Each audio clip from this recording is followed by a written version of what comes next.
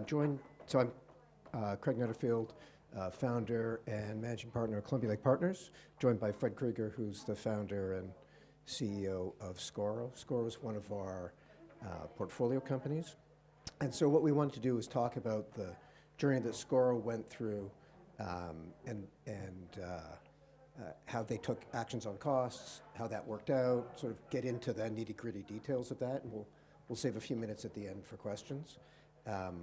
But I want to start and sort of set the stage with this chart that you'll see up behind me here. And I've got a sort of a case study of two companies that we know, which I'm calling Company A and Company B. And in the chart, you'll see the orange line is, the two orange lines are Company A, and the two blue lines are Company B. The solid line is each company's revenues, and the dashed line is their cost base. And it goes from 2020, second half of 2020, out for a little over 3 years. And so what you notice here, and if you look at the green oval on the left, you can see that the two companies in 2020 were almost at exactly the same place. So quarterly revenues, quarterly spend, exactly the same. And then you start to roll forward a couple of years, and you'll see with Company A, the orange lines, that the costs were increasing up until late 2022. It was relatively gradual, and it's mapped relatively close to the revenues. You see the revenues growing, and you see the costs growing kind of in line with that, although in the middle of 22, it starts to diverge a little bit. So you can see the costs start to increase a little bit faster than revenues. And probably 6 months after that starts to happen, it changes course. And the costs start to go down, but the revenues keep growing. And in 23, it sort of crosses over. So the revenues are higher than the dashed lines, which is the costs, and the company becomes profitable. I'll contrast that with Company B, where in mid-22, the costs just sort of take this sharp turn upward, which not surprisingly coincides with a fundraise that they had. Takes a sharp turn upward. Revenues don't. So over the next year, the revenues stay flat. The costs keep going up, keep going up, keep going up until it just takes a sharp turn downward. And what we see here is that the company, although they're taking actions on costs in Company B, the blue one, they're not able to get back to being profitable. So the burn continues, and it's sort of heading towards it, but it never gets there. What we saw was with Company B that they didn't have that feedback that it looks like Company A was getting from the market. So the costs were going up, but you weren't getting that feedback loop of checking that things were working, and until it kind of became untenable, and then they had to cut their costs. What you don't see in this graph, unless you're like exceptionally good at calculus or something, what you don't see is that the difference in burn over this period in the two companies is Company B burns twice as much cash as Company A and really doesn't have anything to show for it.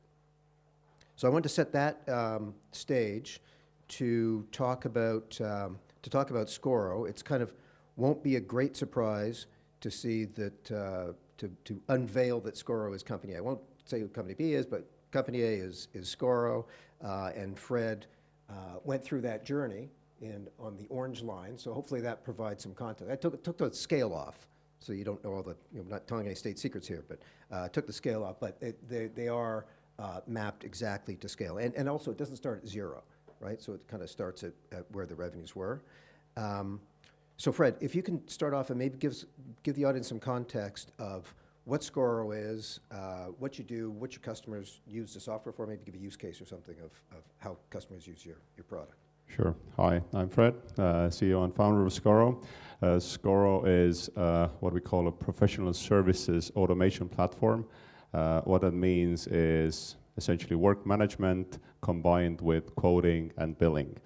So when you think about work management tools, they help companies deliver work, plan their work, What we do in addition to that is make sure that they know whether they're profitable or not. So whether they're making any money by delivering these projects.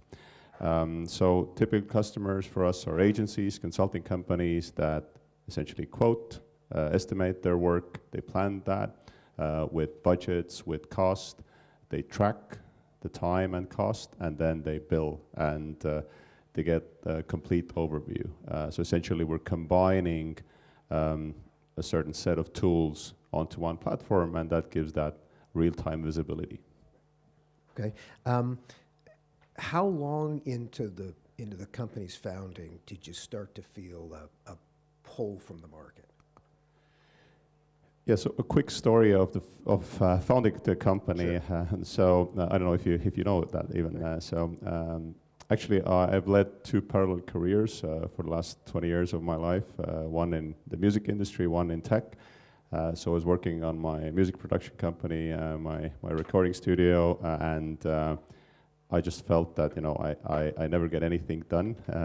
So I was really poor at time management. So I actually built the initial prototype for what later became Scoro just to use it myself. So without the intention of building a software company, or not to mention a global software company. So and the first pull actually came after I actually started using that prototype, and a couple of my friends from other businesses just saw, okay, what is this? I want to use it, and then I realized, okay, I have to somehow build it in a way that other people can use it as well. And then I ended up hiring the first engineer, and here we are now, a couple of years later. Right.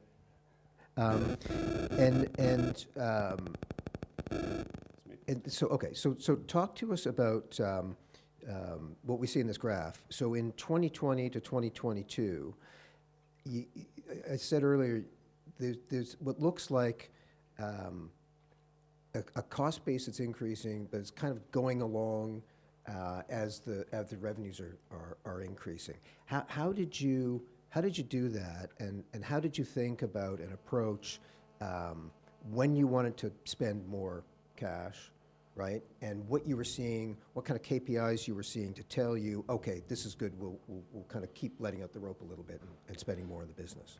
Yeah, interestingly, if I'm not mistaken, you said that the company B, when they started increasing costs, that coincided with when they raised money. When they raised money. So actually, it's the same with us, right? And so 2021, Q1 2021 was when we last raised our round of equity funding. We've done some great business with Columbia Lake after that, but so essentially, I would say in hindsight, every time you raise money, you end up spending more, which is kind of expected and logical, but that's also when you do your worst mistakes or make your worst mistakes.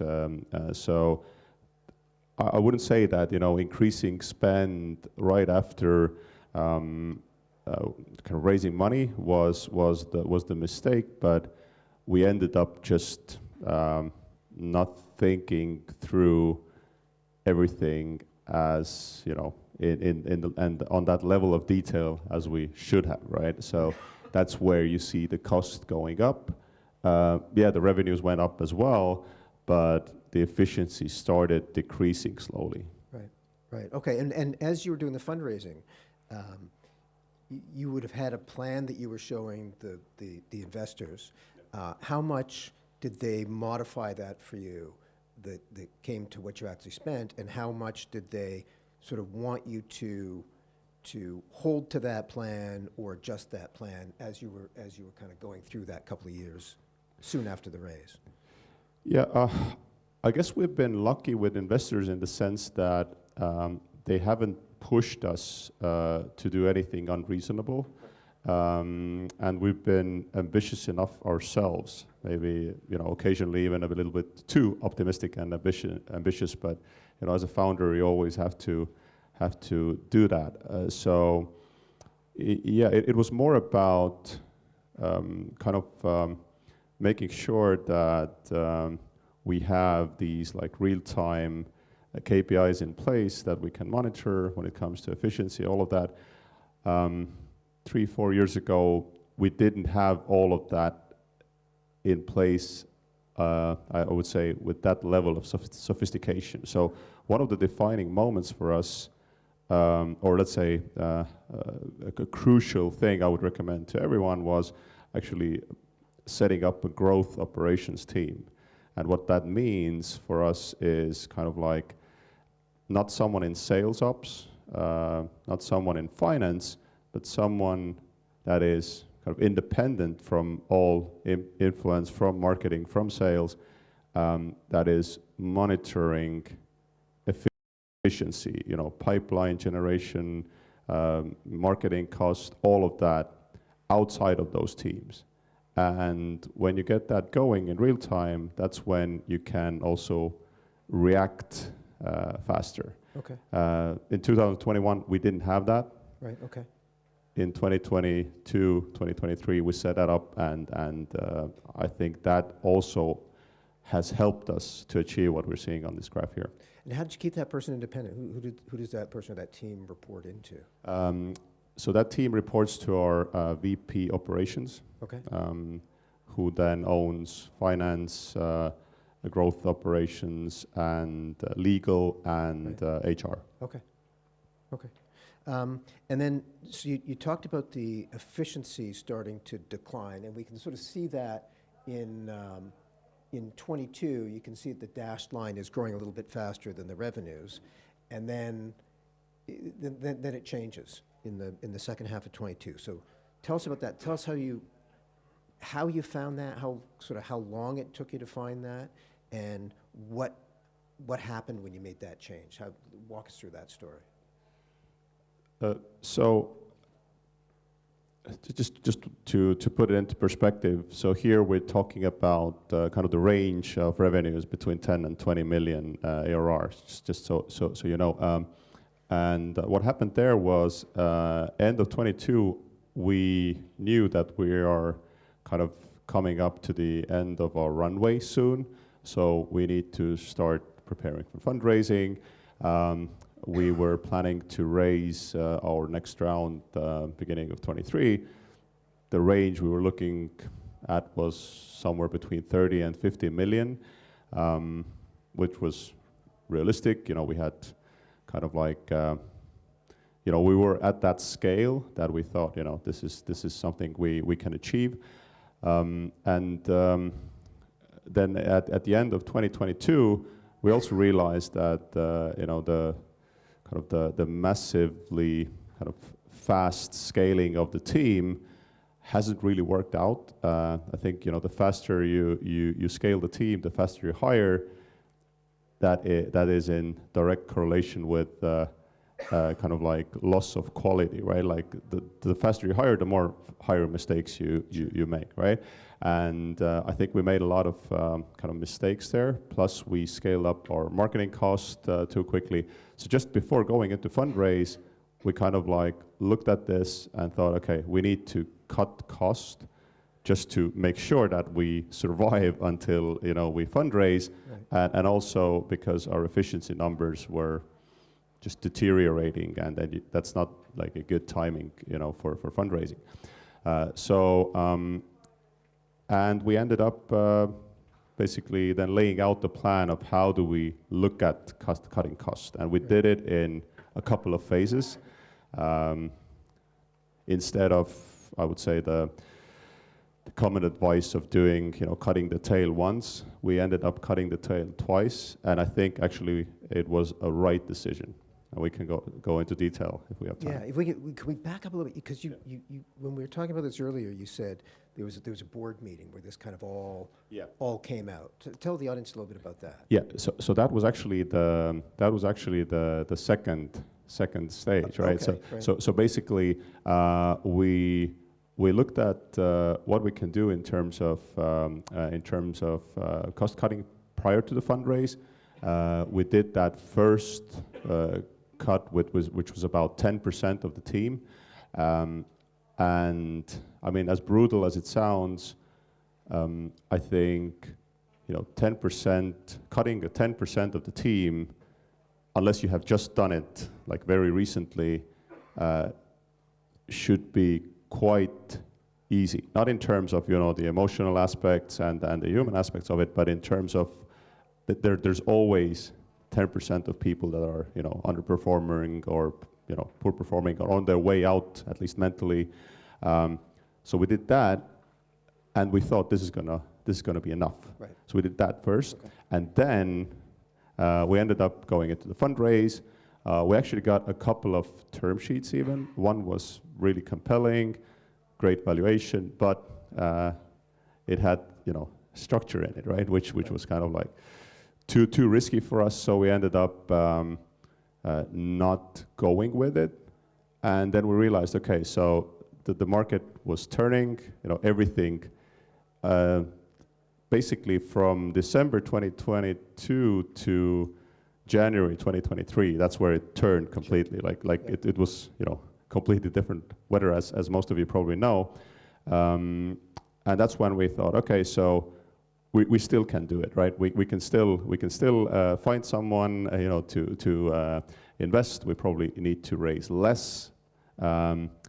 And we had just gone into the board meeting where, okay, so let's look at the plan now. Let's look at how do we get there. Right. And while we were talking about approving the budget, it became clear that the board, especially our lead investor, just looked at it and thought like, okay, I mean, with this kind of economy, this is too optimistic, right? This is too optimistic. We're not going to get there. And that's when I also realized, okay, I was pushing that. I was the cheerleader, so to That's speak, your right? job. Yeah, that's my job, right? Like we need to get there. Yes, the last 2 quarters haven't been, we've been, I don't know, 65, 70% on target, but we can get there. We fix this, we fix that, we get better at marketing, we do this and that. And that's when basically we had a lunch break during the board meeting where we cleared the room, and me, one of our board members and my CFO stayed. We ordered some burgers, the rest went to lunch, and then about 45 minutes later, we had a new plan. And we cut like hundreds of thousands, essentially, from the budget a month. I'm talking like millions annually. And we did that in 30 minutes. So that was the easy part, right? And then the numbers looked so good that when the guys came back, everybody was happy. Because before that, the tension was, you can feel the tension, right, in the boardroom. Like we're at the end of our runway, we're burning money, like really in big quantities. And then suddenly you look at the plan and this looks really good. Now the only thing we had to do is we needed to now cut, is this for us or? We needed to cut a lot of people and a lot of cost from the budget. But that was, in a way, that was the defining moment, right? And because of that, one board member and his experience in going through similar exercises before, we just looked at kind of like, the CAC ratios and the efficiency ratios, and it was more or less, and we ended up actually more or less doing exactly what we defined there, with maybe 10% plus minus with certain categories, Yeah.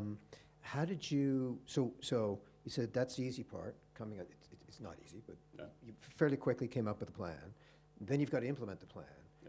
And you've got, at the time, about 150 people or something, that you have to, you're not going to have all of them later, but how do you keep them energized? How do you keep them coming back into the office? What kind of things did you do through that that you found worked? What kind of things didn't work? How did you manage them? How did you keep them on board?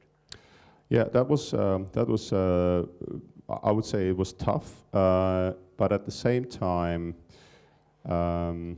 it was really kind of, it had a positive impact on culture as well. Not immediately, right? It was a shock. Like the first wave of cuts was a shock because everybody thought we were doing really well, right? That was like a surprise because, you go to all hands, we're a startup, we're or scale up, we're growing, we're a growth company, we're doing so well. You're not going into all hands, at least we weren't back then, with, I mean, we're at the end of our runway, we're burning a lot of money, I don't know what's going to happen with the company. You're not telling that to the team, right? You have to keep them energized. And then suddenly, you're announcing layoffs, right? So that was a shock initially. So we ended up doing it in a way like in 2 waves, but there was another wave happening at the background. All the people going on maternity leaves, all the people just resigning. I mean, it wasn't a lot, but still, that we didn't have to cut, but we just didn't backfill, right? So essentially the impact was, the max we had was 164, and actually the lowest we were a year ago was 114, so about 31% of staff, so 50 people. And actually we kind of cut only about 35, so the other 15 were kind of like voluntarily leaving.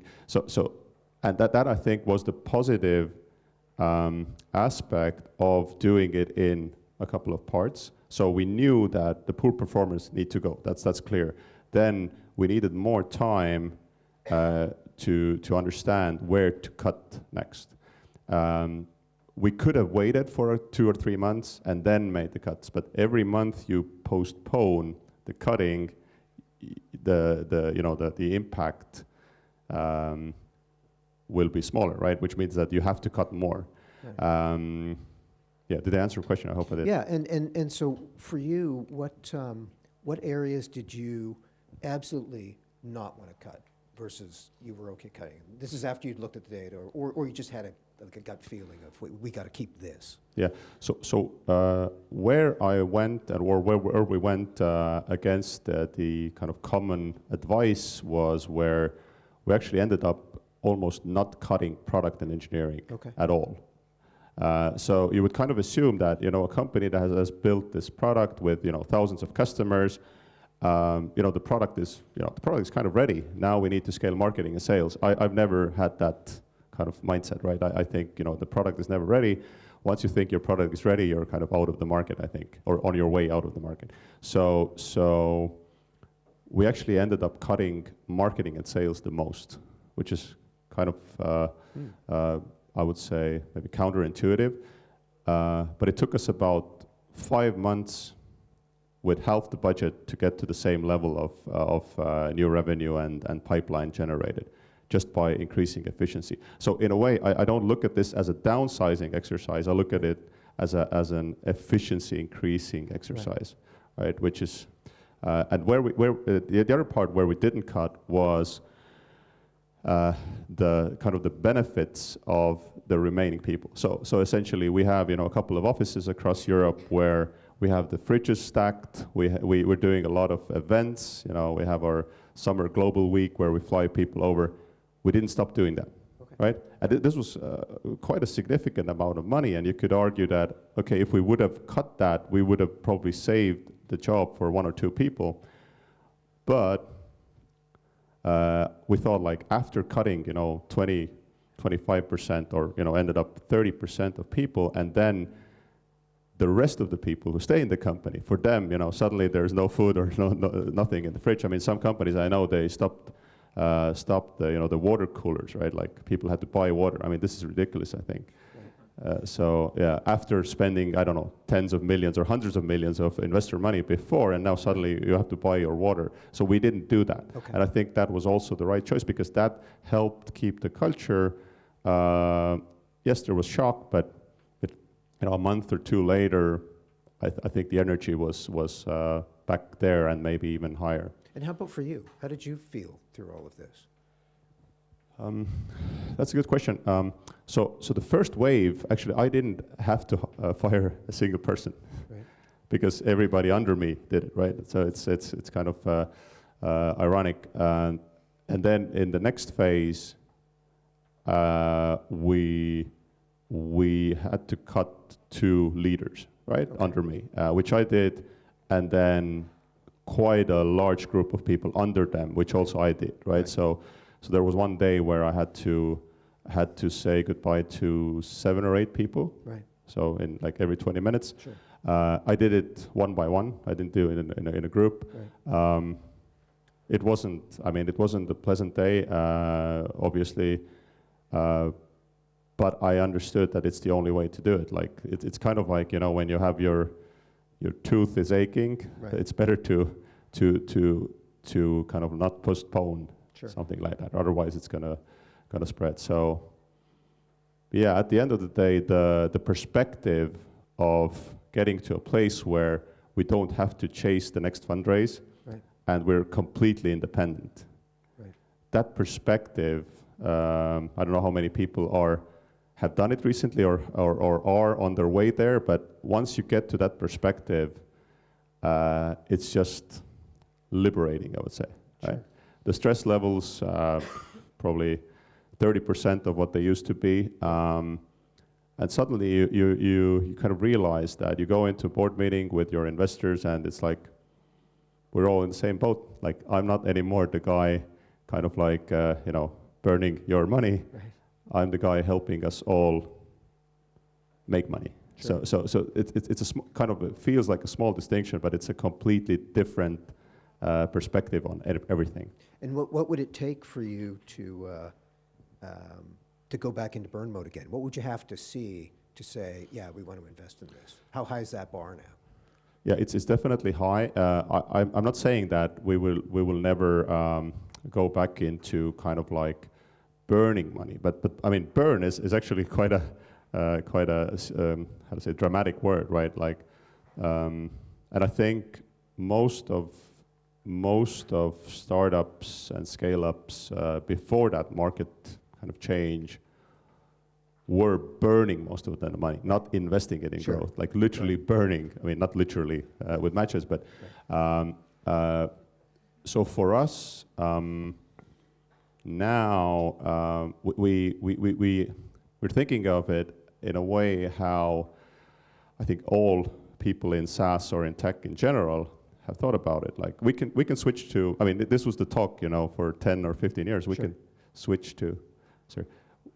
Okay, we can switch to being cash flow positive or profitable any day if we want to. Now we had to. And I think the only way to burn is if it actually goes towards growth, right? And actually growth of the revenue, not just growing the company. Sure. So a lot of money is spent on just growing the headcount. Right. That's what we're not going to do ever. Great. Okay. Well, thank you. Thanks for sharing that with the group.